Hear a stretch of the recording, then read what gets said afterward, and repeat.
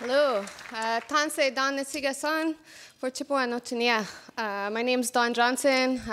Where my people, my ancestors come from is Fort Chippewan, and I am the president of the Indigenous Law Students Association.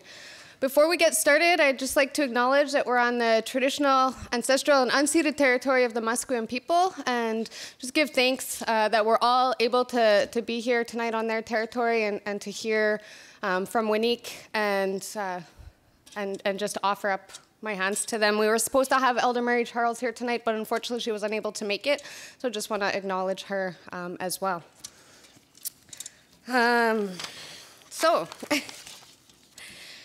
We're thrilled so many of you have joined us tonight in the room as well as online for the second installment of the UBC Connects series. Tonight we will hear a presentation from Waneek Horn-Miller, and I, for one, am really thrilled to hear from Waneek. Waneek spoke this afternoon at a presentation for students, and it was an extremely thought-provoking and inspiring conversation. What really struck me and stood out for me was the idea when we speak about reconciliation that comes from within, and that we first need to begin to engage with that topic and that idea from within, and then have that trickle out as well.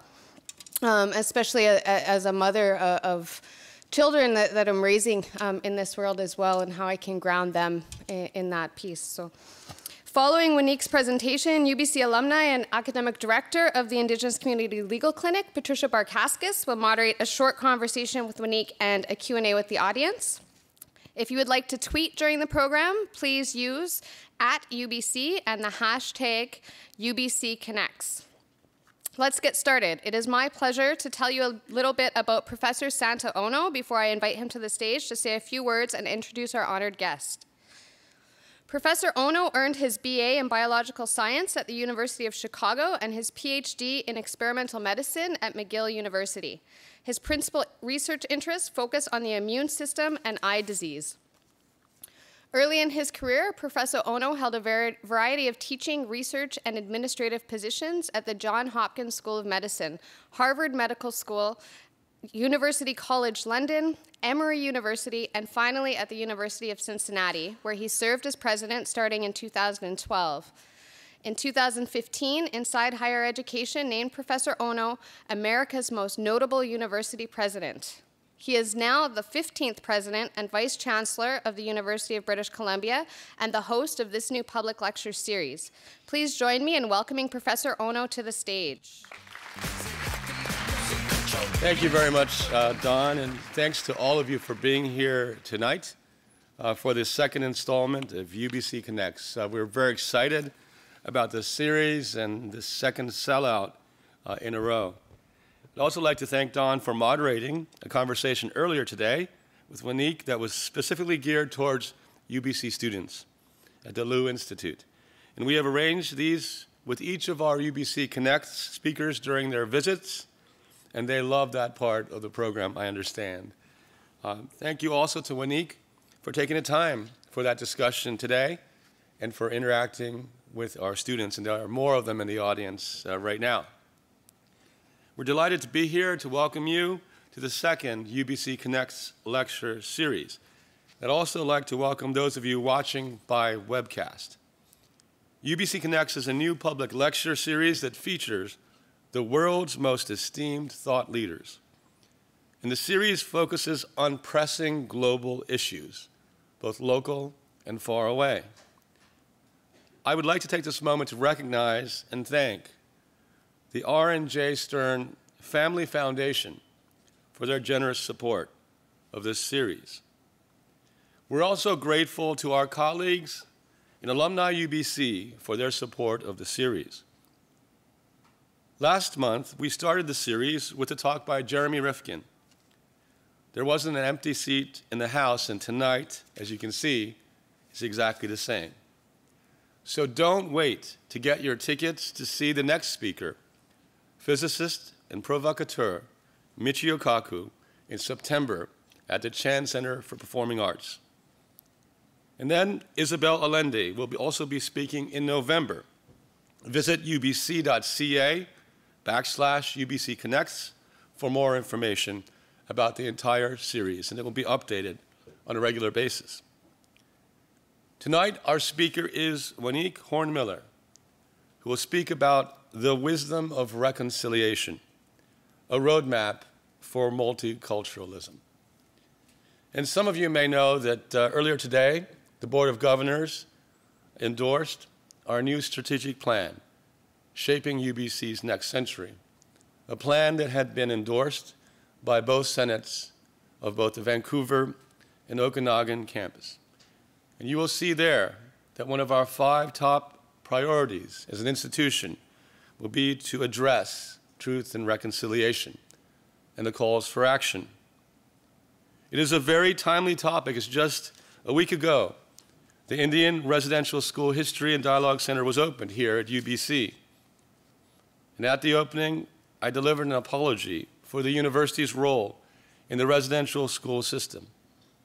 I noted at the opening that one of the center's purposes is to promote dialogue, truthful dialogue about what happened here and what it will take to move as a nation to a better place.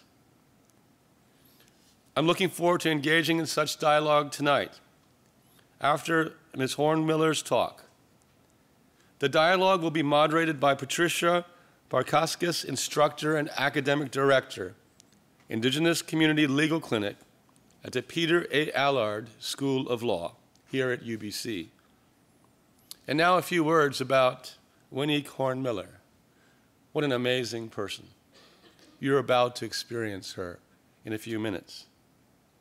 Waneek has overcome discrimination and severe trauma to emerge as one of North America's most inspiring activists and Olympians. From her iconic Time cover to her key role in a national inquiry into missing and murdered Indigenous women and girls, she empowers communities to overcome adversity and help turn reconciliation, justice, healing, and dialogue into a cornerstone of our national institutions. And she asks us to think deeply about what it will take as a nation to move to a better place. Her public life began in 1990 at the age of 14 during the Ymca crisis, when she protested the planned development of condominiums and a golf course on traditional lands and burial grounds near Montreal. After nearly 80 days of standoff with the Rcmp and armed forces, she was stabbed in the chest by a soldier wielding a bayonet. The image of her wounded, holding her young sister, galvanized Canadians and people around the world to better understand and care about Indigenous issues.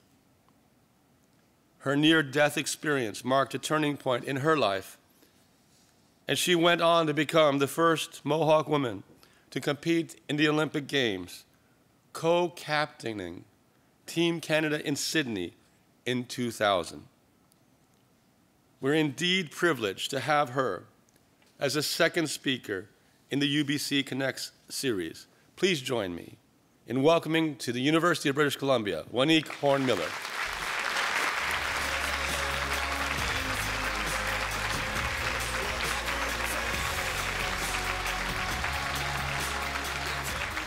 Wow, that was quite the heart-stopping kind of introduction. Thank you very much.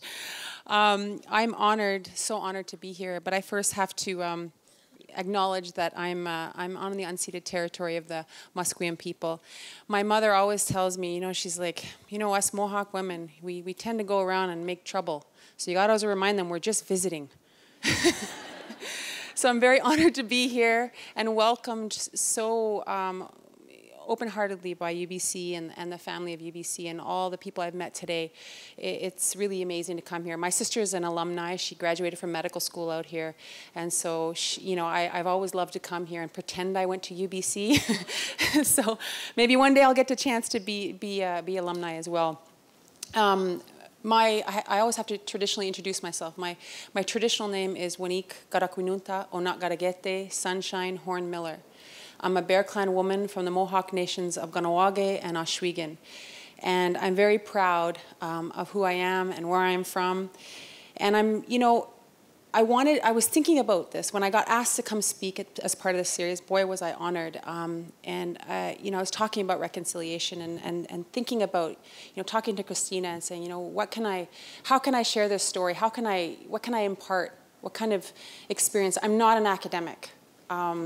I'm not an academic. I mean, I did get a university degree. I wouldn't call it an academic. I went to political science, and I only went to Carleton because they had a water polo team, and my mother said I couldn't go to the Olympics unless I got a university degree. So I went there, and I got a university degree, and thank goodness I did, because I actually got a job after, after my Olympic career.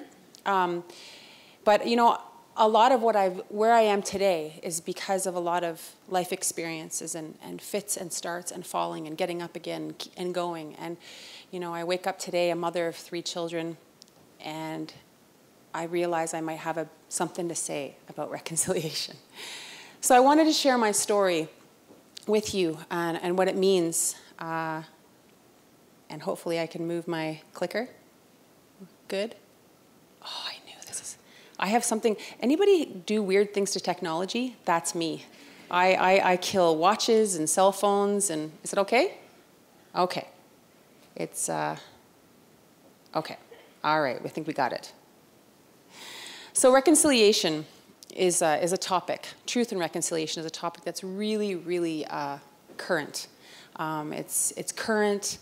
Everybody's talking about it, from the Prime Minister to the premiers, to academic institutions. You know, we're even talking about it at the Canadian Olympic Committee. Everybody is talking about this concept of reconciliation. And when I was asking my mother, what does reconciliation mean to us? And, you know, we were talking about what I was going to share with you today. And she's like, well, you need to share one of the most important words in Mohawk. And for us, in our culture, our teachings of how we live are not outlined in any kind of like rule book. You know, it's in our words, it's in our language. And the word Guatita is one of the words that she wanted me to share with you today. And when you tell somebody that you love them, you say Ezo Ganarunkwa. And what does that mean? It means I love you, but it's almost not enough. Like, the word love is kind of overused now. Like, you always say, oh, I love your shoes, or I love that handbag, or, you know, we say love, almost like it's a little bit overused. But Ganarunkwa is the ultimate power and energy in the world. So when you say Ezo Ganarunkwa to somebody, it means that you have very, very powerful energy for them. That's heavy duty. You're hoping really bad that they have that heavy energy back at you, right? But it's something that she would say to me, you know, when you talk about Ganarunkwa, it's love. And when you make decisions in your life, ever since we were little, you have to base them on love. And first, that love has to start with you. It has to start with yourself. And she used to tell us, your body, this beautiful gift that creation gave you, you have to take care of it. You have to show love for it. And then that love that you show for yourself, your spirit, your mind, you have to show it for your partner, and then your family, then your clan, then your nation. And she said, if you make your decisions based on love, the natural world will reflect back at you that love. It will be good. It will be reflected in that. And she says, you know, hate and anger are very powerful, powerful energies. They can get you off your butt doing something. You know, my mom also used to say to us, don't get sad, get mad, get going, get doing, you know, but you can't stay in that world of hate. You can't stay there. Because we all know what happens if you stay in that place of hate, that place of anger. We've all had conflicts with somebody, and we're so angry that anger and that it starts to take over every waking hour. You can't get it out of your mind, and it cannibalizes you. It cannibalizes your spirit. And so she would tell us, you need to always remember that you make decisions in life based on love, because that well of love, that place that love comes from, it never runs dry and will always fill your spirit up. So when I think about reconciliation in my life, I've always gone back to that teaching of Ganarunkwa, going back to that place of love and trying very hard to practice what my mother preached. But I also wanted to look at the definition of reconciliation. And, we were sitting there and we decided to Google it, me and my mom. And this popped up, the restorations of friendly relations. That's a bit of a misnomer. As a Mohawk from the East Coast, right from day one, it has been conflictual. It has been conflict. And so we can't think that we're trying to go back to some time where it was all perfect and all rosy. We got to think we are trying to build something that has never existed. That can be scary, or it can be incredibly inspirational. But the second definition that pops up about reconciliation is the action of making one view or belief compatible with another. I kind of think this is more what we're trying to do. We as a country are trying to bring all our beliefs together. We're trying to swim along. We're trying to go on that river of life together. And it's really hard. It's complicated. It's frustrating. And, you think about the synonyms of reconciliation. Appeasement, fence mending, rapprochement, agreement, compromise, understanding. There were two words, peace and balancing, really stood out to me. As an Ymca woman, as a Mohawk woman, there are two fundamental core beliefs. We are governed by something called the Great Law of Peace. And the Great Law of Peace, when you're seeking peace, if you do not have peace, it means there's something unbalanced within you and within your culture. So these really spoke to me when I thought about reconciliation. What we're trying to do is we're trying to seek peace, because right now we're unbalanced as a nation. And that unbalancing is starting to affect more and more and more people. So how do we get there? Well, I can only tell you from my own story how I'm seeking that peace. Here's a picture of me in Sydney in my best game of my life. This was against the Americans. We always love to play the Americans, right?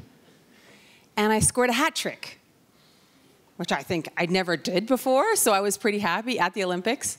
And a funny thing about this picture, and just a little background, if anybody play water polo in here? A couple water polo players, women? Well, if you know about water polo, women's water polo suits are really not beautiful suits, okay? We're not synchronized swimmers or divers. We don't get these cute suits with sequins all over them. Our suits are up to here, down to here, usually made of polyester, cheap $60 things that get ripped apart in games. I used to wear mine 2 sizes too big because, my defense would be holding them and I'd be a meter away shooting the ball, over here. It was all part of the game. And so grabbing a suit was a big part of water polo. It's a big part of the game. And right before the Sydney Olympics, our sponsor Speedo came up with a suit that you could not grab. Big game changer. And it was made from neoprene. Like wetsuit material. Hard to grab, okay? Anyway, so they cost like $250 US. It's like 1,000 Canadian, right? Each. And here we're going into the Olympic Games, and I'm expecting I'm going to go through a suit again. I used to bring my sewing kit and sew my suit up between games. That's how much our suits would get ripped. And the sponsor said, "Oh, don't worry about it. We're going to give you 2 suits. One you'll wear, and the other one can just be a souvenir. Don't worry about it." We're like, okay. So in this game, I was one of the faster swimmers back in the day. I used to lead the counterattack. That was my job. And, so in water polo, there's a shot clock. And as the shot clock, was counting down, 10, 9, 8, 7, 6, I would always be getting ready to take off and go on counterattack. So I was, kind of getting close to the offense I was covering. And as I, 5, 4, 3, 2, 1, someone shoots the ball and I turn around, and I take off and I start going, swimming, head down, going as fast as I can. And for some reason, I just start to slow down. And I'm like, what's going on? I look down, the whole front part of my suit is missing. And it's filling up like a water balloon. And I'm like, oh my God. And I look back and the American girl's like, here, I got your suit. There, where there's a will, there's a way. So we didn't get a stoppage in game. We finally got to stop the game. My coach throws in a suit change. I'm like, there was nowhere to go. We only had 30 seconds and a timeout. So I'm like, oh my God, okay. So all my teammates gather around me and I quickly do a suit change. Nobody sees a thing. And so I think. Little did I know that every night on Australian television, there was a show that liked to make fun of the Olympics. And their favorite footage was the underwater cameras from the Olympics. So yeah, thank goodness I didn't put my face underwater. They never found out what number I was or who I was, but I was like horrified watching television. Oh my God. Anyway, so this is a picture, a little background behind that picture. You know, it took me 17 years from the moment that I decided I wanted to go to the Olympics. I even heard about it to getting to the Olympics. That's about average. The shortest is like 10 years, and I guess even shorter now, but I was a bit of a slow learner and got there in 17 years. But my Olympic dream really started with this woman. This is my mother. My mother was born in 1940. She was born in a time when didn't matter what race you were, the expectations of a woman in that era was you maybe finished high school, you got married, you had babies. That was fine and dandy, but not for my mother. My mother was like, oh no, I got stuff to do. So she went out and got into the workforce, and one of the jobs she had was as a model. She modeled in Montreal and Toronto. But she also became known as as a native rights activist in the 60s, and which was really rare for women of the time, but especially Indigenous women. And it's not like my mother raised us like, oh, do you know who I am? You know, it's like, I was really famous. Like, we had no clue. I had no clue I was terrified of my mother already, okay? She was a single mom. A little bit of healthy fear was normal. Well, I only found out who my mother was in grade 7, and I showed up for my social studies class, and our teacher says, it's movie time, we're gonna have a movie. And I was super excited because back then, the movies were, you know, they'd roll in that big projector, right? And they came in those metal flat things, and the teacher would be fighting with the projector and destroying the film, and it would take like 25 minutes for them to set it up. And so he's getting all ready, and I was already a competitive swimmer at the time. I had swam for 2 hours that morning, so I was getting all comfy in for a nap, right? Of course. Movie time, nap time. Let's go down, movie gets started. I'm just drifting off into a nice nap, and I hear my mother's voice. I'm like, oh my God, my mom knows I'm sleeping, and I pop my head up. And there's my mother in a film called You Are on Indian Land. And it was about an FB film where in 1968, there's a community, a Mohawk community of Aguasasne, and it sits half in Canada, half in the States, half Ontario, half in Quebec. And there's something called the Jay Treaty. And the Jay Treaty states that our territories pre-exist that of the Canadian-US border. So we are allowed to cross over the border.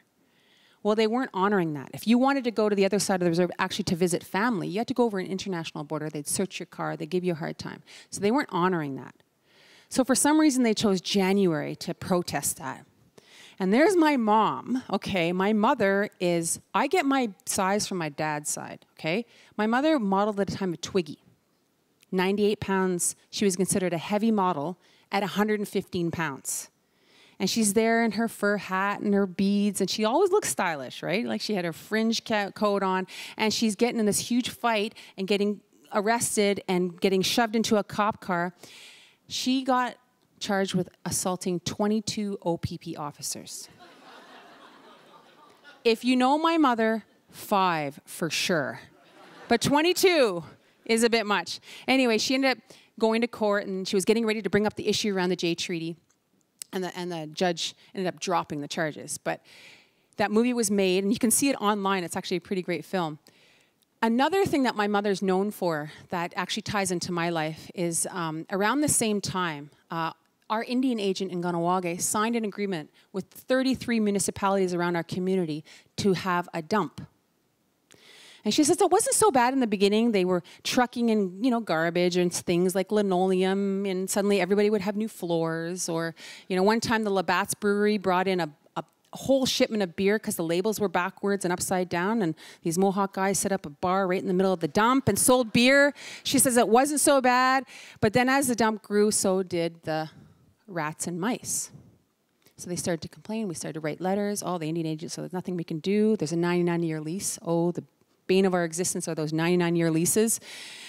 So finally, she said, I'm going to get in to see the minister. I'm going to go and do some cultural sensitivity training. So she calls up the Minister of Indian Affairs, says, I'd like to do some cultural sensitivity training. Oh, that's a great idea. Yes, come on down. So before they left for Ottawa, my mom, my uncle, and my aunties all live trapped a whole bunch of rats and mice. And my mom caught one special rat in her house, but dead, and she put it in a Ziploc bag and stuck it in the fridge and let it stew for a couple weeks. So then the day comes to go to Ottawa. They put all their rats and mice in this bag, put it in a box, go to Ottawa. They walk in this room, and the Deputy Minister of Indian Affairs and all the upper echelon of Indian Affairs are there. And my mom walks in. She had no idea how to do cultural sensitivity training. She was like, I don't know what to say to these people. So she's stuck in a movie called Nanook of the North. And they watched this movie, which was a staged movie about Inuit people, right? And, you know, everybody watches it, and the movie's over, and the deputy minister says, oh, that's a great film. So awesome. Thank you very much, Continetta. And she's like, oh, no. I want to talk about what it's like to be on a reserve now, what it's like to be a Native person now. And she walks over, and she pulls out her purse. And this is when my uncle loves to take over the story. My Uncle Frank says, do you remember what the pants used to look like in the 60s? I'm like, I don't know, bell-bottoms? He's like, yeah, everybody wore bell-bottoms, even men in suits. And he says, your mom walked over and she pulled that rat out of her purse, and she's talking about this dump and how inhumane it is and all this kind of stuff. And then she goes over to her shoulder and says, Frank, bring that box over. And up until that point, the box was very quiet. And he brings the box over, and he said, that's when I knew I should probably tuck my pants into my socks. And as she's standing there with that rat, it slips out of her fingers and splats on the table.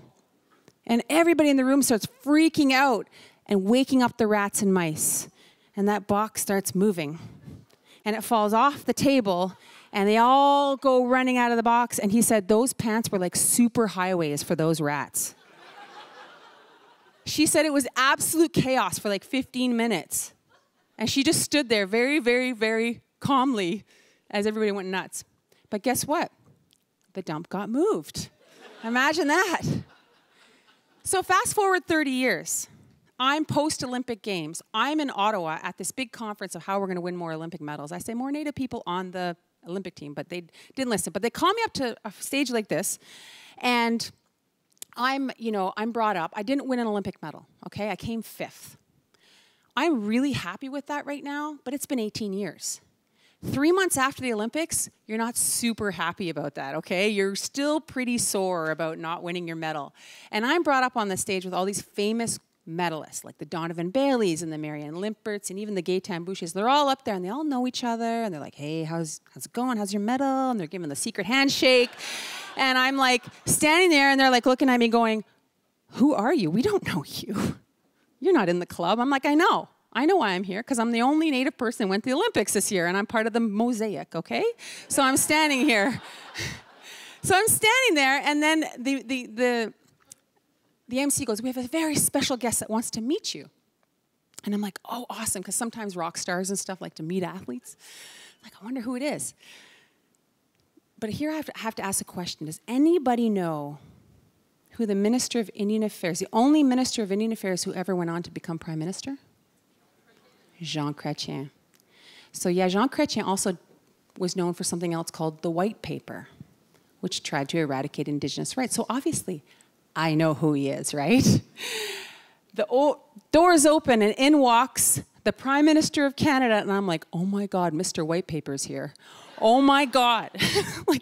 And he cards, and I'm like, okay, don't be kind, be good, don't say anything. He walks down, and he's got this aide, and his aide is telling him who this person is and what Olympic medal they won, and he's going down shaking their hands. And before his aide can say anything to me when he gets to me, he goes, "How is your mother?" And I said, "She's good." And you should have seen the other athletes go, "Why does he know her? Like, we don't even know who she is." I'm like, "She's good." He goes, "Oh, she was a fighter, your mother. She kicked my ass, you know, eh?" And I'm like, "She would still like to." Yeah. And he goes, "Oh, you tell your mother." I said, "Hello." I said, "I will." That night I go home and I say, "Mom, guess who says hi?" And she says, "Who?" "The Prime Minister." He goes, "He remembers me?" And I'm like, "Mom, you let rats go in his office." It's kind of like boiling his rabbit. You don't forget women who do that, right? Only a certain generation know that. Remember Glenn Close, Fatal Attraction, boiling rabbits? No? Anyway. So this is my mother. This is who my mother. My mother was a woman who didn't accept limitations. She had problems with it. Oh, that past picture of her is a picture of her trying to get in to see the Queen of England. And, you know, my mom, you know, she was trying to see the Queen of England. I went too fast over it to inform the Queen that she was claiming England in the name of the Mohawk Nation. And then he goes, "What are you talking about?" I said, "Well, you came and did it to us, and we were all there, so I'm going to do it back to you." Anyway, she thought it was hilarious, and he thought it was a very interesting woman. Anyway, she was old when she started having kids. She was 31, which in Indigenous territory is like grandma territory, okay? So she started having kids pretty late. And in her mind, she was having the next generation of disease-free, high-achieving warriors. That was her plan. She had 4 daughters. Yeah. My mom's little projects. You know, and here's a picture. You know, one of the things that she wanted us to learn, that was really important, she wanted us to learn about respect, perseverance, and achievement. And she made 2 very important decisions in our lives. One was no drugs and alcohol were allowed in our home. And I'm talking no cigarettes were allowed in our home. This is the 70s, people. Everybody smoked in the 70s. How many of you guys had a chain-smoking teacher at the front of your class? I did. Stressed out, just one after another. You guys are stressing me out. I remember the smoking sections on planes, right? Do you remember those? And I remember when they banned smoking from planes, I thought they were going to fall out of the sky. I thought that was going to happen because it was such a normal thing of society. Well, my mother did not accept cigarettes. And the other thing was she put us into sports. And she moved us to Ottawa. She was a single mother, and she moved us to Ottawa, and she moved us kitty corner from the YMCA, and she rented a 2-bedroom apartment. She rented out the 2 bedrooms to 2 elderly people, and we lived on a pull-out couch. And with that extra money, she bought us a membership at the Y. And she chose 2 sports. She chose running and swimming because they were not judged. She says, "I didn't want your nativeness to get in the way." She wanted us to race against the clock. And she never told any of us what we were going to do. She never said, "By the way, you're going to be an Olympian, you're going to do this." She said, "All I want you to do is whatever you do, do it to the best of your capabilities. Don't do anything half-assed. I don't care what it is." And she knew that we were going to have some skills. She knew we were going to have perseverance. You know, that stick-with-itness. That ability to get up at 5 a.m. when it's -40 and jump in a freezing cold pool. That's stick-with-itness. Train for 17 years, that's stick-with-itness. And she wanted us to learn respect. For her, being a Mohawk woman, man, there was nothing better. We're matrilineal, we own the kids, we own the homes, we own everything. But she said, if I ever catch you making fun of another people, another race of people, and calling it pride, I'm going to kick your butt. That's not pride, that's racism. She says, you have to remember that before you're a Mohawk, you're a human being.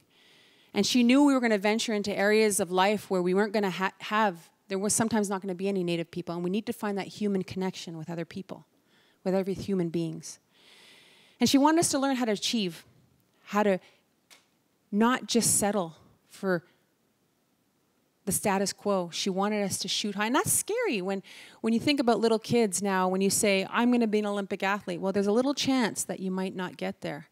And when you're from a small community, if you don't make it, everybody remembers. And then you're the one that almost did it, and they make fun of you, and it's hard. So it's almost better to say nothing, to say, I'm not going to be anything. And she never wanted that. She wanted us to go after whatever we dreamed to do. And so she also liked to show us what was possible. Oh, I'm going to show you a picture. I show this picture only because it's one of 2 pictures in existence of me as a baby. I was the 4th baby that come. So obviously, my mom forgot to take pictures of me. And I think I look surprised that I have a picture. I'm getting my picture taken. And these are my sisters. And my mother was a very hands-on mother. You know, she didn't just drop us off at the pool and say, okay, you're going to start swimming. Mainly because I was one of those kids that always got into trouble. So she would stand and sit by the pool and be like, I got my eye on you. Don't do that. I was that kid. I was that devil. I had a good time, though, all the time, getting in fights and stuff like that. Look at the smile on my face. You know, she also wanted to show what was possible. And I remember in 1984, I was 8 years old and watching the Summer Olympics. I mean, I'd never heard of the Olympic Games. And there was we were camping at an outdoor swim meet in a place called Clayton, New York. And my mother, she pulled out this black and white television. And she took out 2 coat hangers and stuck it in the back. And then she took out 2 balls of aluminum foil. And I'm like, and I mean, back then there was lots of snow on television. All you guys remember snow. People don't know what snow is now, but I remember snow. And she was playing with the TV, and I said, what are you trying to do? And she says, I'm trying to get the Olympic feed. And I'm, what's the Olympics? She says, that's where all the best athletes in the world go. And there's a Mohawk from our community. He's trying to become Olympic champion. And I remember when his starting blocks of 1,000 meter came through, and the gun went off, and he took off. And I looked at my mom, and I said, what do I do? She said, you got to cheer. And so I think I cheered so hard, I started to levitate. I was so excited. And he went over that finish line first. And when he got out of his boat, and he bent down to get his medal, he lifted that eagle feather over his head. And I swear I thought he knew I was watching him. I was like, oh my God, Mom, he knows I'm watching. And she looked at me, and I had that picture on my wall for the next 17 years. And she looked at me, she says, what do you think of that? And I said, I want to do that. I want to go to the Olympics. And rather than laugh at me and be, oh, that's really cute and everything, to have a dream, she got down on her knee and she looked at me in the eye and she said, you can do it, and I'll help you. And that gave me a destination for the next 17 years. And that year, a movie came out called Running Brave. And anybody who's a runner might know who this person is. Billy Mills is a Lakota from Pine Ridge, South Dakota, one of the 3 poorest counties in the United States.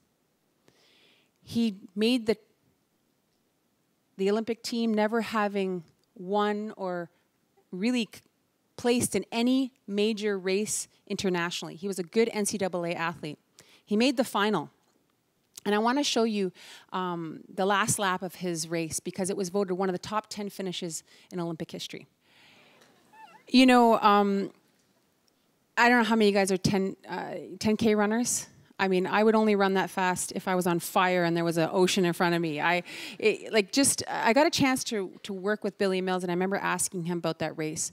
And anybody who's run track and field, you know, there's a rule of thumb. You never get in the scrum, right? You can get tripped. You can get knocked down, you can get disqualified, all these things can happen. So I remember my track coach was like, just stay away from everybody.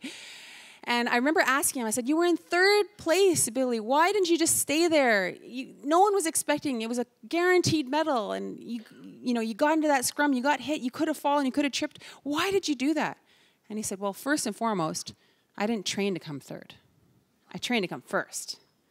And then he said something very profound. He said, you know, sometimes when you're going after your dream, you will put 98% of yourself on the table. Boom.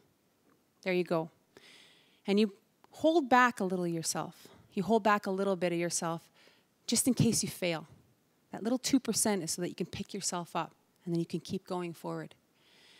And he said, you know what? One of the greatest things about being Indigenous, about being a Native American, he said, was that if I fell, I knew if I fell, I come from a people that will pick me up, dust me off, and keep pushing me forward.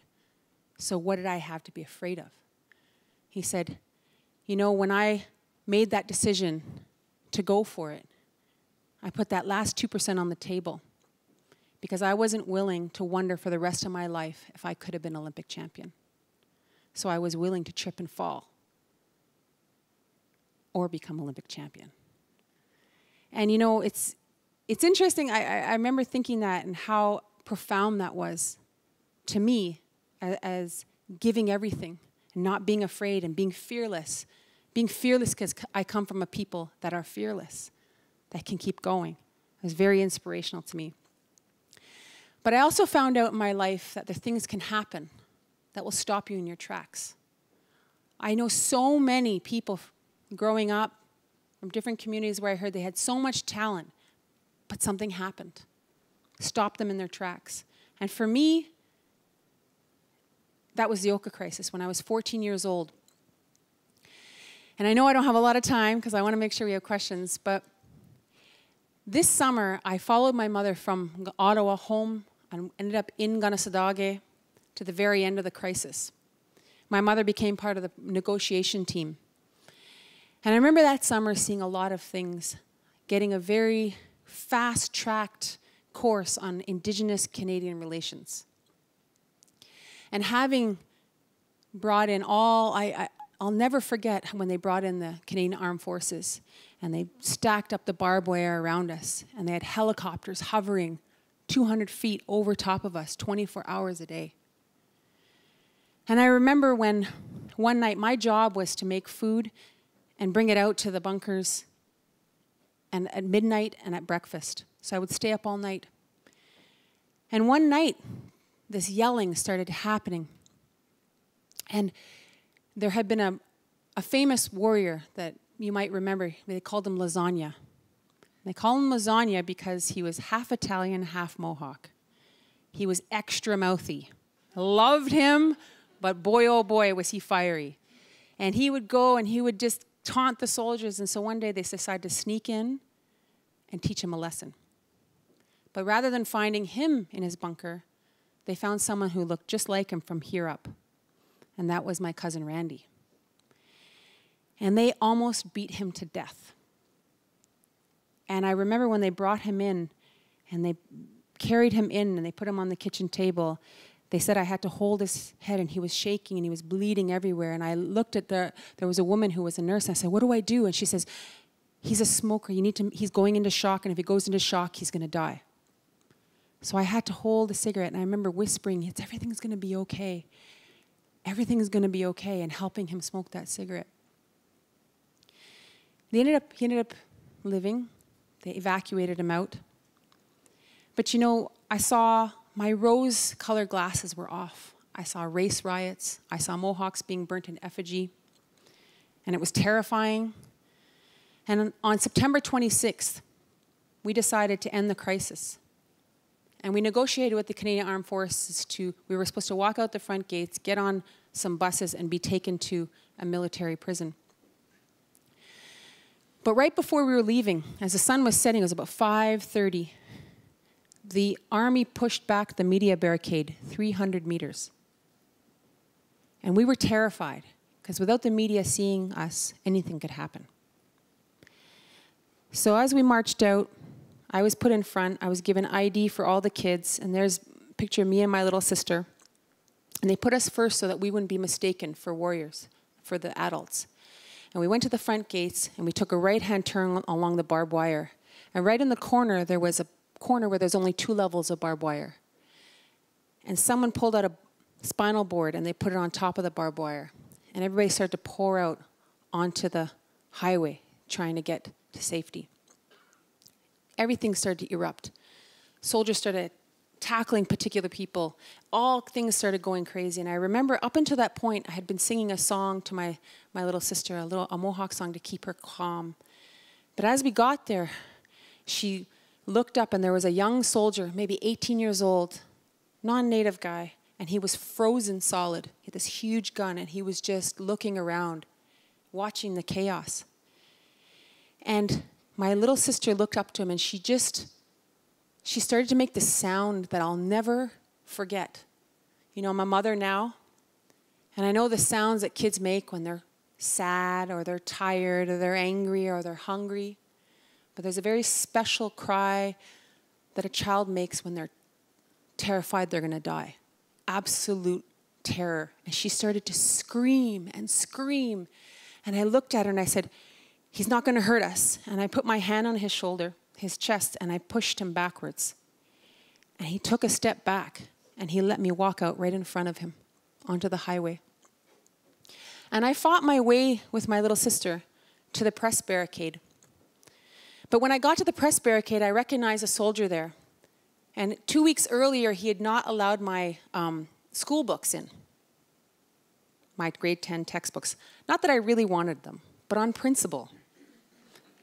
And I recognized him, and I said, I know you. And I put my hand forward like that. And right when that happened, I got hit in the chest. And you know that feeling when you're a kid and you get the wind knocked out of you? And I went down, and then someone kicked my feet out from underneath me, and I landed on my back. And my little sister landed on top of me. Right at that moment, a picture was taken.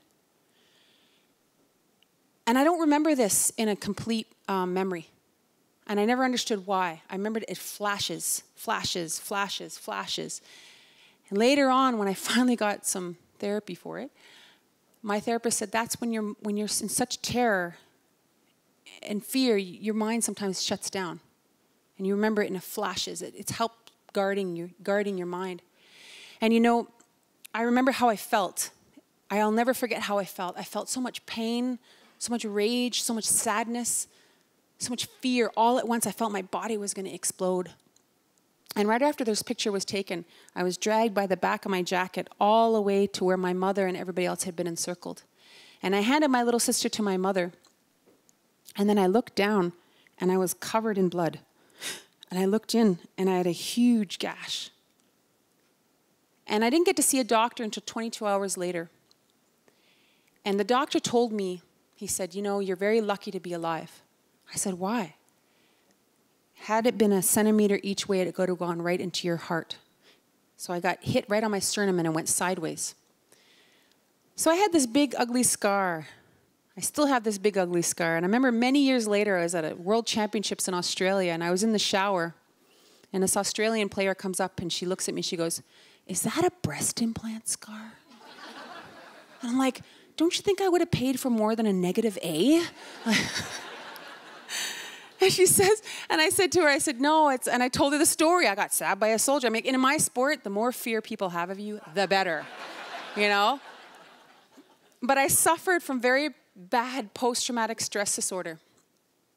And I remember shutting myself in my room. And for 6 days, my mother let me sit in my room.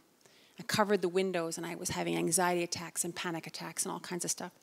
And on the 6th day, she walked in my room, and she sat down on my bench. She says, what do you want to do? And I said, I don't know. I want to stay here. I'm safe here. I just want to quit everything. And she says, you know what? No one would blame you. You have a very good reason. She says, but you had a dream of going to the Olympics. And you know what? At that time, in my competitive swimming, I was provincial champion. I made Eastern Nationals. I had city records in running. I was being scouted in the juvenile national water polo team. I was showing signs I could do this Olympic thing, right? And she said, you know what? If you give up now, you're handing your dream over to that soldier. And you'll always be his victim. But no one will blame you. And I'll support whatever you decide. And she got up and she started walking out. She had her hand on the door. And she turned around and she walked up and she said, but you remember, I did not raise you to be anybody's victim. She turned around and she walked out. That's a very probably harsh way of dealing with PTSD, but it's exactly what I needed to hear. So I went back to water polo. I wasn't willing to accept that. I have a problem with authority as it begins, you know, anyway. To be someone's victim was not an option for me.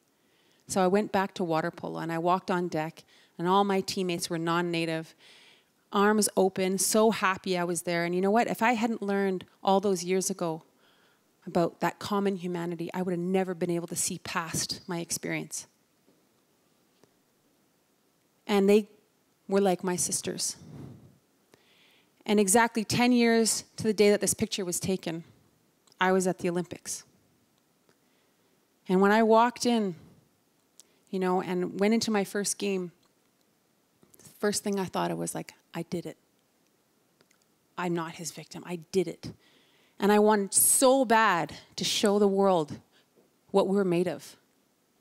What Indigenous women, how strong we are, how Indigenous people never give up. You want to know about resilience and strength and never give up. You just ask Indigenous people. We are tough. And I wanted to show the world that. And I think I did at the Olympics. I'm still known today for my spectacular fighting skills. And you know, my mother always told me, you are a Mohawk woman, you can fly as high as you can dream and I'll help you. A lot of people ask me, what is the best story of your Olympic Games? And you know, a lot of cool stories. I met Muhammad Ali. It was cool. I fought Venus and Serena Williams for a phone booth and I won. But my best story is the night before my very first game, I called my mother up and I said, hey, Mom, you know, how's everything going? She's like, oh, how are you going to see us? There's so many people in the audience. And she was all worried. And I'm like, oh, well, don't worry, but I'll look for you. And then my little sister grabs the phone. She goes, don't worry, we got it covered. So I remember walking out into that first game, and I was number 12, so I was at the back of the pack. And I'm looking up in the stands, and my eyes come to rest on a girl who had dyed her hair fire engine red and stuck it straight up. It looked like a firework went off over her head. And she was carrying this huge sign that said, go, Waneek, go. And I mean, still to this day, people back home in Kahnawake remember seeing her more on television than me, right? The crazy fan. And if you know what, my mother, you know, if you know her, you know that she'd be right there being crazy with her. But she was standing there. She had these tears just coming down her face. And my first thought was, oh my God, someone was mean to my mom, right? And I couldn't ask her. So then we played the game.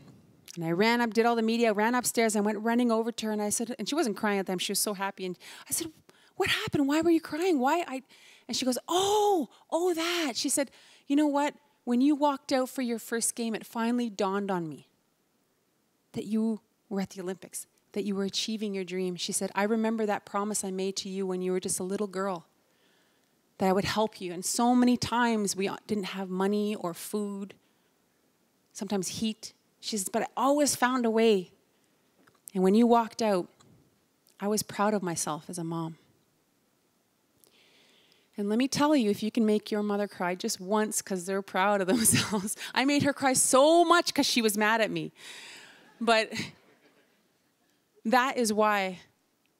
That's why I did, and that's why we do. And my mom, you know, she gave me this incredible opportunity to be Olympian. There's no special spots on the Olympic team for Native people. I had to fight for it. I had to be 150% better. I had to deal with people's ideas about what Indigenous people were capable of, that we were quitters, that we weren't super smart. I had to overcome. But you know what? No one can ever take that away from me. I achieved that. And it's my biggest dream that when we watch the Olympics, that we don't just see the occasional Native person up there, that we see so many. You know, I want to sit back in my rocking chair with my grandchildren and have the announcer say, geez, another Native Olympian winning gold, geez. Save some for everybody else, you know. But, you know, my mother made those decisions, those two decisions. And when we talk about reconciliation, we talk about what we can do. I think a lot about it. As a mother now, what can I do? How can I change? There's so much to do. My mother knew she couldn't change the world, but she could make our lives a difference. And out of that decision of no alcohol and drugs, and she put us into sports. She got a doctor, my sister's mother of 6 kids, Olympian, degree. My other sister's a professor at Carleton University, a single mother of 4. And my little sister's an actor. And you might know her in a show called Letterkenny or Man in the High Castle. And, you know, when we think about what we have to do to march along and moving towards this thing we called reconciliation, and I always think of me now. I'm in my mother's shoes.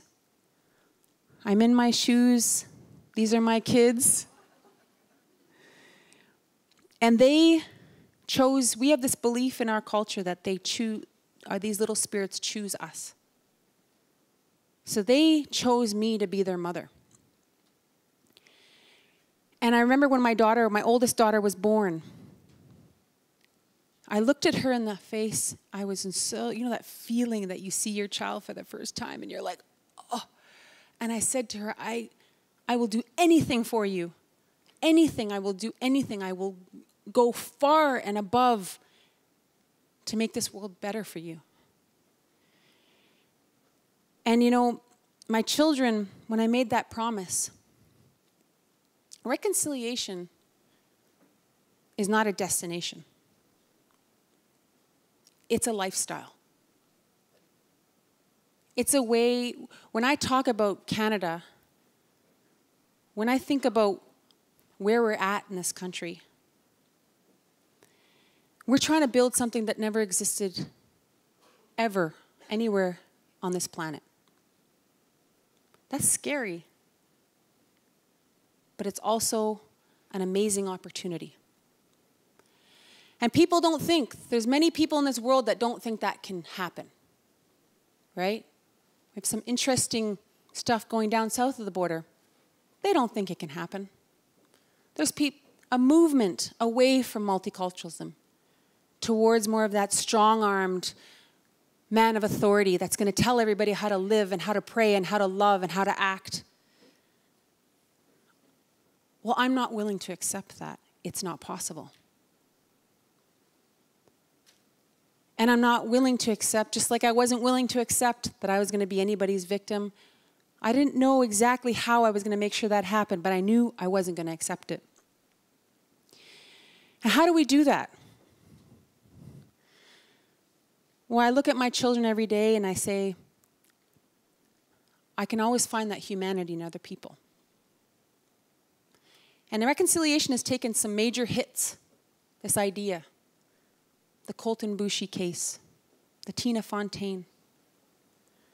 But at the same time, when you think of those people, how can you not think of Colton, think of a nephew, a son, a cousin, an uncle, or Tina, who loved to bake, who was sweet as your granddaughter, as your sister, as your child, and taken too soon, taken from us with all of their possibilities, not just for Indigenous people, but for all our people.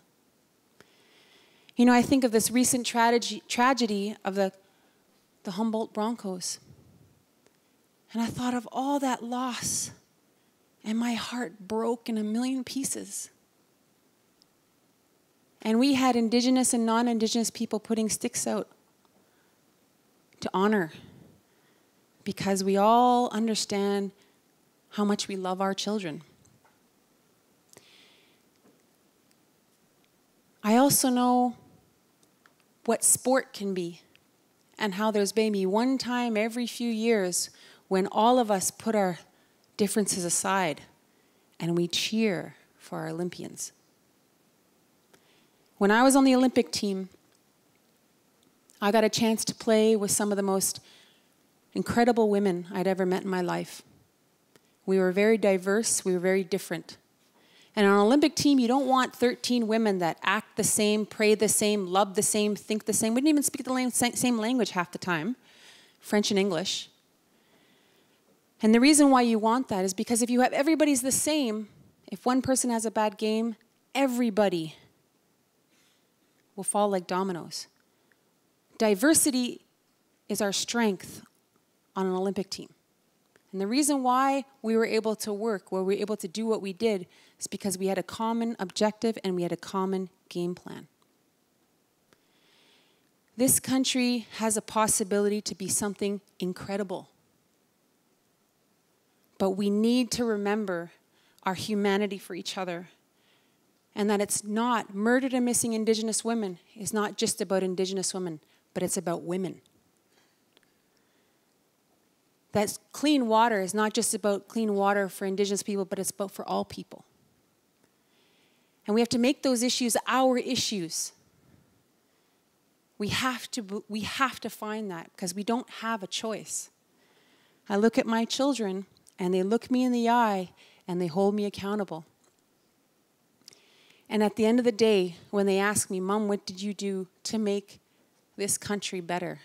I want to cry because I'm proud of myself. I don't want to look away because I didn't do anything.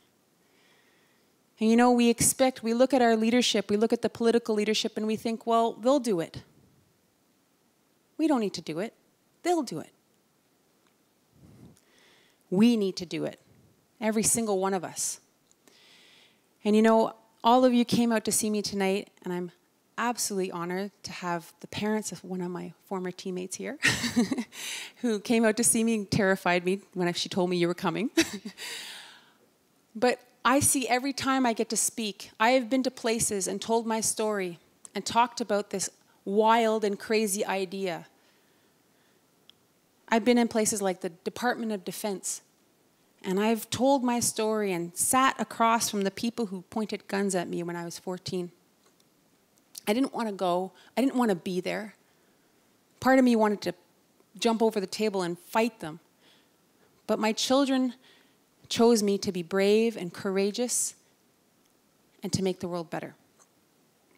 And I don't have a choice. And so we can take this challenge on that we've decided to be a multicultural society. We can take the challenge on to be that, can we really be the best place on earth for all people to live? I believe we can. But no one's going to do it but us. So now that you're here, you have joined Team Waneek. And I'm your co-captain. And remember, you're not alone on this journey. We've got each other. And I'll always, always, no matter till my dying day, always be there to keep going forward. And I believe so much in that because I have to for my kids. So I thank you so much for coming out to see me speak, laugh, cry, and I can't wait to hear your questions. But I wanted to show one little video before, oh, sorry, I forgot this one. I basically said this 5 times. Thank you so much, and I hope you join this crazy dreamer. It was a crazy dream that I had to go to the Olympics, but I did it. I'm a warrior, I'm a fighter, but I'll be there with you. So thank you very much for coming out. Thank you so much, Waneek, for your thought-provoking and incredibly powerful talk tonight. Thank you so much. We were going to have a conversation, but at this point, we're actually just going to go straight to Q&A because I think that after that, I just think that people probably have so much to say that we're just going to open it up to the audience. I have the Slido right here. So the most popular question is, oh, hang on. I have a green dot. Wait, oh, there we go, okay. How do you envision reconciliation in 2018? What does this look and feel like for Indigenous and non-Indigenous people? You know, like I guess I take this from a personal point of view, and I think that one of the things that we constantly talk about reconciliation, but we seem to we leave out the word truth. And that truth part of reconciliation is really important. And what's happening and what has happened in this country, residential schools is just the beginning. And in order for Indigenous people to, heal and move and be able to recover from what's happened intergenerationally, there needs to be that truth of a lot more things that's happened. And so we're in it for the long haul. We're in it for a lot of hard conversations.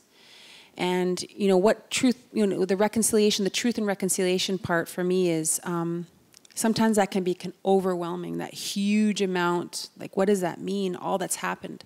And I'm a very solution-based thinker. I'm always like, okay, what can I do today? What can I do tomorrow? And my mother always would tell me, you know, you don't have to take the whole pie, just take a piece of the pie, right? And what is that you can do personally to make a difference? And so, you know, I think that reconciliation, as I said, has to start with you. But it's also what will you do in your life, in your work, in the way you be, the way you interact with the world? How are you going? What does that mean to you in reconciliation and moving towards that great peace, that peace that my people believe in? How are we going to balance? How are we going to find that balance with each other? And I think that you know, for Indigenous people, it's also us looking internally, inside ourselves, inside our communities, and we need to do work as well there, as well as doing work with the non-Indigenous population. So I think it looks like, and it was great because Leona Sparrow came to my talk today, and she came up afterwards and said to me, she's like, you know, Waneek, it took 8 generations for this to get us where we are. It's going to take that to get out of it, but we have to move in that direction. So it's going to be uncomfortable. It's going to be hard. But it's going to get us there. It's going to move in the right direction. I think right now, you know, we don't have with what's happened and what's happening out here with the potential for another Ymca to happen. Like, we need to have that dialogue. We need to have those conversations because we can't have another Ymca. I don't want that to happen, but it's always a possibility. And so, you know, it looks and I can only speak from my own personal perspective. I don't speak on behalf of anybody but myself and perhaps my children's future. But I know that what I need to do, I've taken my piece of the pie and I know what I'm going to do about it. And I don't know, all I can say is it's coming from a place of love and it's coming from a place of seeking peace. And I can only think in what the elders in my community say, and the elders that I talk to, they say, well, that's the only route you can take. Thank you for that. You talked a little bit about multiculturalism. How do you see the future of multiculturalism when, in the last decade or two, many have already said that the Canadian mosaic is passé? You know, I feel that we look at multiculturalism as a deficit, as a problem. It is much harder to be a multicultural society than it is to be a melting pot society. But, you know, what's happening in Canada is what does it mean to be Canadian? What are the common values that we can share? And how it's that balance between respecting that diversity and honoring that diversity and seeing it as a strength. And then, you know, having to have our common ways of being, common ways of living. And that's the balance. That's the hard balance we're trying to do in this society. And I think that I don't believe that it's passé. I think we're living in a country where I like that we honor diversity. I wouldn't want us to be any other way. But I think our institutions need to honor that as well, and to me, to make those things that may bind us together more accessible. Things like sport. They bind people together. But however, sport is not attainable to most people, and most new Canadians can't afford to put their kids into sports. And so if you look at, say, the Canadian Olympic team, and then you walk down the streets of most of our major cities in this country, it doesn't reflect our diversity, right? So I think that there's ways in which we can build that common unity and something that binds us together. But I think that we could say it's passé, but that's the easy way out. As to say, it's not going to happen. And I'm not a scholar. I'm just a liver. I'm a doer. I'm a mom. And you know, as an Indigenous woman and a mother, I think that I strive for that. That's something I value about this country, is that diversity, and the multiculturalism of it makes us stronger. So I wouldn't want that to go. But that's just my own uneducated opinion. Well, I can appreciate that, our lives educate us in a lot of ways, and so I think that, you're very educated in lots of important ways. I'm going to have to ask it just because it's at the top of the list and it keeps getting more likes. So, what are your thoughts on the Trans Mountain Pipeline?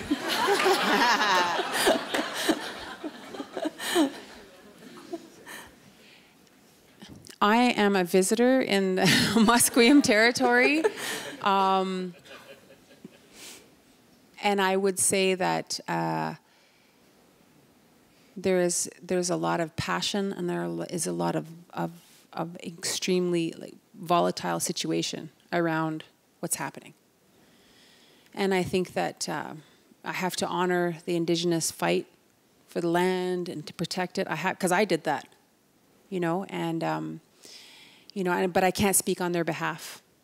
It's just that I think that this need for, we speak about multiculturalism, we speak about diversity, we speak about all of these things, and the way I believe that we have to navigate through this is we can't ever stop talking. And the problem is we're losing our spaces. We tend to lose our spaces where these hard conversations are happening. Like, for instance, if you don't want to hear what someone says, we'll call them a sexist or a racist, and it shuts them down. Like, it shuts people up.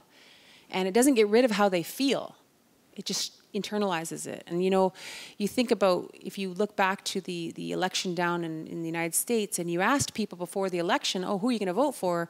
I'm going to vote Democratic. And then you realize a lot of them, they preyed upon some real issues around, where am I going to get a job? Where am I going to live? They were real fears. And, I think that we can't shut down those conversations, even if we don't like them.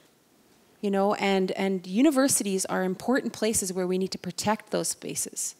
And, there was a recent incident at a university in Ontario where there was a speaker that came who was very considered right-wing speaker.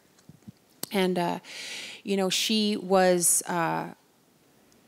there was protests happening in the university. We don't want her to speak. We don't want her to speak. And the student that brought her in was a master's student who put together a speaker series that was called The Uncomfortable Conversations, or something along those lines. And she invited a professor, anybody from the university, to debate this woman, and nobody did. And I thought, we need to drag those people out of the dark, and we need to challenge them. And university places have to be those places where these hard conversations happen, and challenging them, and students need to see that challenge in a safe and in a respectful place, not on a street in a protest, which tends to be where that happens. And so I think about, when it comes to the pipeline and these hard issues, is that, are we losing the ability to talk and to deal with it in a way that is respectful? I don't know enough about that issue, but I know if it explodes into violence, it is because we haven't done everything possible to make sure that doesn't happen. And this is another reason why I do talk about Oak, and I go and I tell people what it was like to be, surrounded by 8,000 troops, and to have that terror, and what happened in our community during the crisis and post-crisis. We're still suffering from that. And so, and the ones that suffer the most are the kids when it comes down to violence and when it comes down to that standoff. And, I believe that in Kahnawake and Kanesatake, we didn't have an alternative. We had no alternative. And we were left with no alternative. I hope that that doesn't happen here, where they're left with no alternative but to turn to violence. That would be the saddest day in this country. I think it would be very sad. Thank you. What role does each of us play to educate ourselves and support truth and reconciliation? I think even coming out to something like this, to educate yourself. I find Vancouver, a lot of people, Vancouver is an official city of reconciliation, right? And I've been to a lot of events in this city where I have to say there's a lot of self-educating going on. I even went to a yarn store over in, I'm a crocheter. So I went to go get some yarn for a project, and the woman who's like, I went to see Indian Horse, and oh my goodness, and she just went on, and You know, that doesn't happen in Montreal or Ottawa, or, you know, it was really cool to see everyday conversations happen. But, you know, it's our education system. It's making it really a cornerstone of that, making sure that next generation isn't handed down that ignorance that previous generations who were handed down ignorance, not taught about treaties. I mean, the Ymca crisis for a lot of people, they tell me, was the first time they ever heard of treaties. What are you talking about, land claims and treaties? I had never heard of that before. And then when residential schools came, like people were living down in the same county as a residential school. They didn't know what was happening. So I think that, you know, first and foremost, that truth part and that education part, and making sure that we fight for that. And I think, you know, seeing that there's a center here, you know, it's amazing that that's going to happen. And it takes a lot of courage and a lot of work, but not just by the Indigenous people in the university, but non-Indigenous people making that happen. And so that's the kind of work we have to do. It's personal. It's how we support initiatives, and you know. But truth and reconciliation. Right now, there's a large part of this population in Canada that's not believing it. I would say a huge part that aren't drinking the Kool-Aid, and that's a problem, and we need to change that. And you know, a lot of times you know when you hear like discussion boards on CBC had to be shut down due to racist comments, it's disheartening. It's so hurtful and disheartening to see that stuff happen. And, you know, so I think that we have to fortify ourselves, fortify our belief and fortify ourselves, and make sure we fill our bucket up by helping each other and being there for each other, because it's going to be a long, hard fight against a lot of that pushback. And I just think it's become my way of life. Because I don't know how. I sometimes look back and not sure how I got here. I went from being a child of an activist to the Ymca crisis to the Olympics, and all of these steps along the way that just kind of turned me into something. I just woke up one day and I was like, oh my goodness, you know, we are now living a time of reconciliation, and we're trying to do this. I remember 28 years ago, after the Ymca crisis, I never thought this would be possible. It was not a possibility. It was so horrible to live around where I lived and to be an Indigenous person in this country. So those tiny little things. And then my mother's generation, she remembers a time when you needed a pass to leave a reserve, where if you got an education, you became non-Indigenous, where Indigenous women lost their rights to live in their communities. Like, so, you know, I hope, like I try to, though we have so much to do, I try to remember what it was like for my mom, and that I'm not living like that. And I have to find that hope. And I just want to finish off with one story, like talk about hope. I remember the day I read about the Colton Boushie verdict. And I don't know about how everybody else felt, but it just hit me like someone kicked me in the stomach. I was devastated. I was horrified. I'm like, no, not only because it was wrong, but all the work, all the speeches, everything, does it mean nothing? That's how I felt. All of this, does it mean nothing? And so I was so sad and so heartbroken and so hopeless. And I came downstairs, and my husband, who is a non-native, non-Indigenous. He's a Heinz 57 from Calgary. Really nice judo guy I met at the Olympics. And I walked in, and my kid saw me crying, and he looks at me, and before I said anything, he goes, "Did you see that verdict?" He was so upset because it insulted and infuriated his values of what was right and what was wrong. And I looked at him and I said, "Thank you. I'm not alone." You know? And it's those little bits of hope that kept me going, that this guy, who is pretty much my barometer for the dude, you know, the Canadian dude. He's a nice guy, but he is that dude. And he'll always tell me the truth, right? If I'm and so I think like I have to cling to those to motivate me. And I'm like, okay, it's a hit. It's a hit. We've all been, maybe what this is a wake-up call, right? Maybe we've all been lullabied to sleep by that lullaby of reconciliation. We all kind of got lulled to sleep thinking, oh, it's all awesome, and a couple concerts, and everything's great, and the Prime Minister says we're living in reconciliation. It's all good. This is eye-opening. The glitter is off. We can see what's on the ground, and we have a lot to do. Maybe that's what it was. So, you know, I think like hope, I can never lose hope. I don't have the choice. If my kids look at me in the eye and they don't see hope, they won't have hope. And it's as fundamental as that for me. Thank you.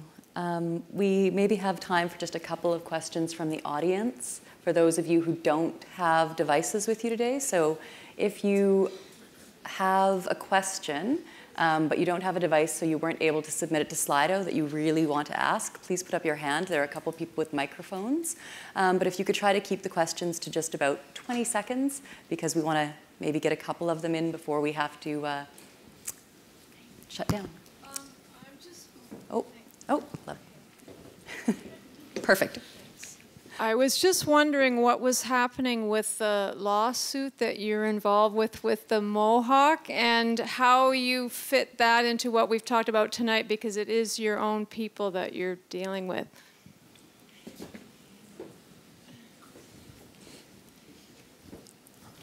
I was wondering if that was going to be brought up. So when you talk about reconciliation starting with you, one of the hardest things I believe that's going to be is making those changes of what happens in our communities. And, you know, when that court case, I'm not proud. It's not, because it's basically my family, right? But I'm really a really strong believer in human rights. Like, I believe so strongly in them that you don't pick and choose which rights you violate and which rights you hold up, you know? And, you know, if we want people to believe in Indigenous rights and our rights to those rights, that we can't violate rights. And that court case, you know, I struck that court case because, you know, yes, it came to be because of the Indian Act, because of colonization, because of the imposition of all those things. And what was happening in my community is a result of that, how we're treating each other. That's the hardest part of it, is that, you know, the result of that. But I also believe that it's my job to do something about it. And, you know, when I looked around my community, and it wasn't just me, it was other people, it was kids, it was couples, it was families, and violence was breaking out, and nobody was doing anything about it, I had to do something about it. And, you know, we had the court case, and the whole proceedings happened end of November, early December, and one of our war chiefs, he came to testify on my behalf. And he testified saying, this is not, what is happening here is not our traditional way. This is a learned way. We learned to do this. We have internalized.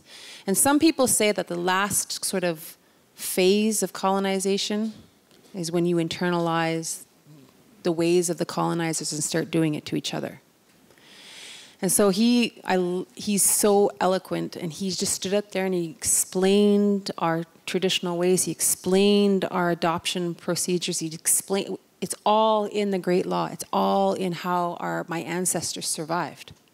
And if you know anything about Mohawk people, I mean, we come in all shades and, you know, sizes, because we used to go in like attack a village, kill the men, steal the women and kids, and make them Mohawks.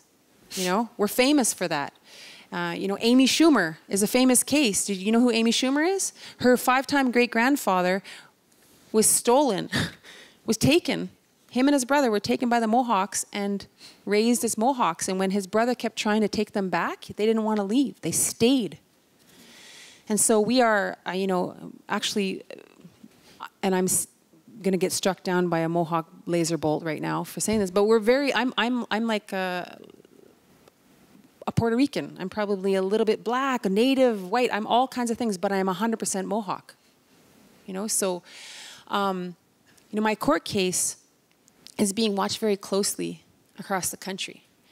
And you know what the war chief said to me? I was terrified about this case. He says, Waneek, we're shaking loose the Indian Act. We're getting it out of our communities. This court case is shaking it loose.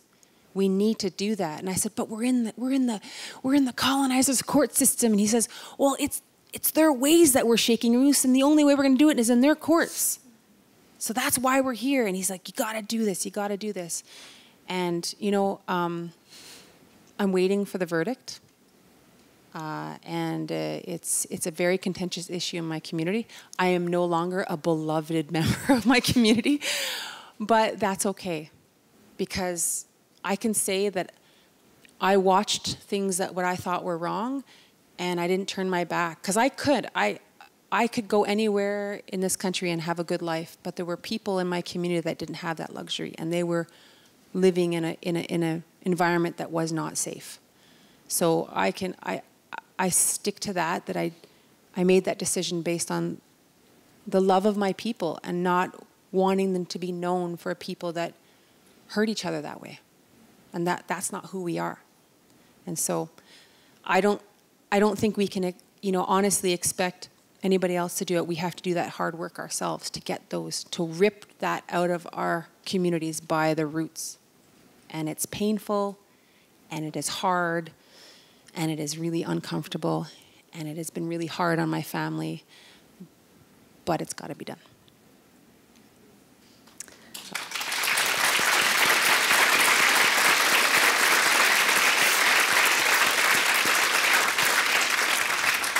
All right, so I think we only have time for one more question. I see a hand going up there, excellent.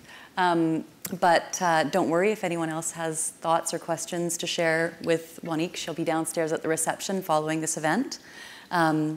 So we'll take this last question, and then we'll hand the floor or the stage back over to Dawn. We're both elementary school teachers. And the question is, we primarily teach non-Indigenous students.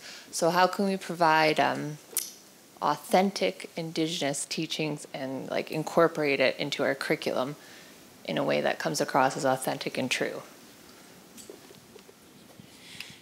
You know, when it comes to, you know, number one, I love teachers. You guys are overworked and underpaid in my my thoughts. And what's amazing is you're responsible for so much now. So much is on the plate of a teacher, and reconciliation has fallen on your plate. You know, how these young people are being brought up in a time, and it comes down to, you know, demanding from the school board tools and working with, in an authentic way, working with Indigenous organizations to create those tools and create those ways. And you know, I think that yes, it costs money, and there's always those issues around budgets. But you know, if we really are going to make reconciliation a cornerstone of our education system, we have to put some, you know, support and resource behind it. And that has to, I guess, those demands coming from you as teachers, but also the parents of these kids saying we want our kids to have these tools and resources. But the only way you're going to get really authentic and true is working with and reaching out and working with Indigenous organizations. I mean, that's all I can say. I know that in Ottawa we have, you know, we have people who go into the schools and teach. Indigenous people, teachers, and cultural people, and often like they're on high demand. From I know, they get asked to go all over the place, and this is something this is a start, but it's about incorporating all of that and asking for those resources. That's all I can say is, and I know it costs a lot of money and it's a lot of work, but these are the building blocks. Like these are the tiny conversations that when you talk about reconciliation in the education system, it's like you can say it from the top, right? Okay, this is what we're going to do, but if we don't put any of those tools at the bottom for our teachers to utilize, it doesn't really ring true for anybody. It's not going to happen. So. You know, that's all I can say is that you have to reach out and put some power behind those requests. And I know I speak to a lot of teachers, and there is a need for those resources, and perhaps that's something that the universities can support. You know, creating tools for elementary school that are created in support of the Truth and Reconciliation Center here. I mean, these are linkages that we can do. So, you know, that's all I can say is that would be the best route that I would think. Well, thank you very much. And I'm so sorry we have to end the conversation here for now until we get downstairs. But I just wanted to say thank you so much. Your words have been so powerful tonight. You know, you talked a lot about the power of dream. And thank you so much for sharing your dream with us here tonight, and to helping us all believe in the dream of something we haven't seen before. When you talked about reconciliation, you talked about it as something we haven't seen yet, and maybe if we all dream together, we're going to get there. So thank you so much. Thank you.